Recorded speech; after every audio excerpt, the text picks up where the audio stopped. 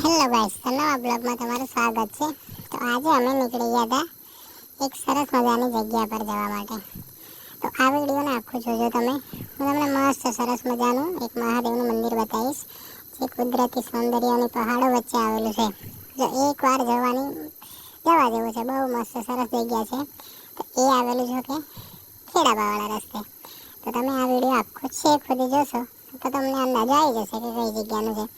કુદરતી સૌંદર્ય, તળાવ, નદીને કિનારે અને પહાડો વચ્ચે છે. એકદમ જોરદાર જગ્યા છે. ત્યાં જવા જેવું છે. એકવાર અવશ્ય જવું. હા,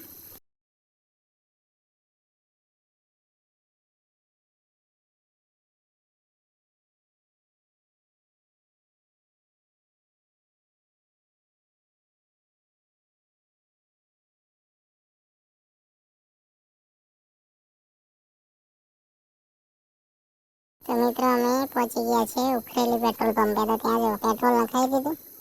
પેટ્રોલ નાખી અને અમે નીકળી ગયા આગળ જવા.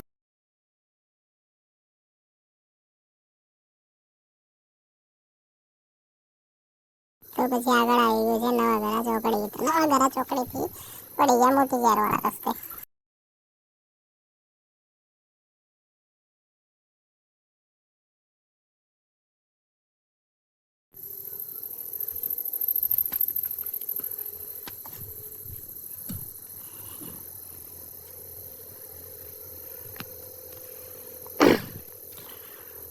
તો જો મિત્રો, આ મોટી ઝારવાળો રસ્તો છે.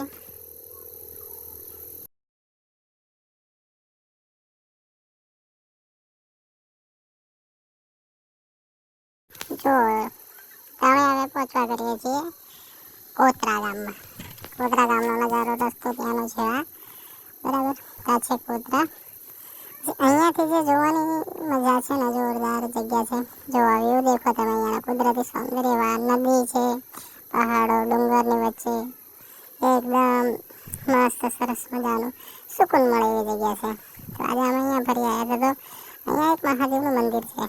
અને એ મંદિર કુદરતી સૌંદર્ય વચ્ચે આવેલું છે. જેમ કે પહાડો, નદીની કિનાર કહી દો, ડુંગર, અને એકદમ એવી સરસ મજાની જગ્યા છે કે તમે બી જોઈ લેશો ને એકવાર અવશ્ય આવવાનું છે. તો આ જગ્યાએ તમે પણ આવજો. જો નજારો દેખો ખાલી.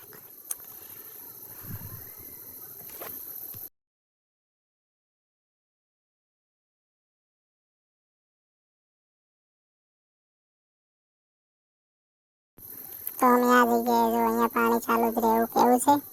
ક્યારે પાણી બંધ થતું નથી. અહીંયાથી પાણી આવતું. તો મંદિરનું કામ પણ ચાલુ છે.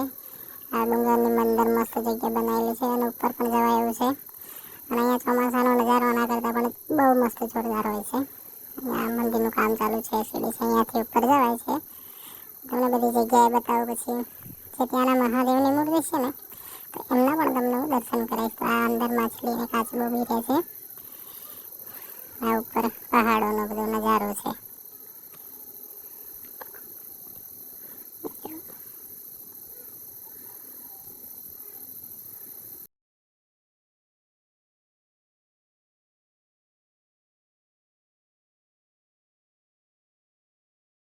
તો ત્યાંના મહાદેવનું મંદિર, જે મૂર્તિ છે, આ જો કેટલી મસ્ત ડુંગરની અંદર આવેલું છે. તો હવે એ નવું મંદિર બનાવે તો ત્યાં સ્થાપન કરવાની એવું કહે છે.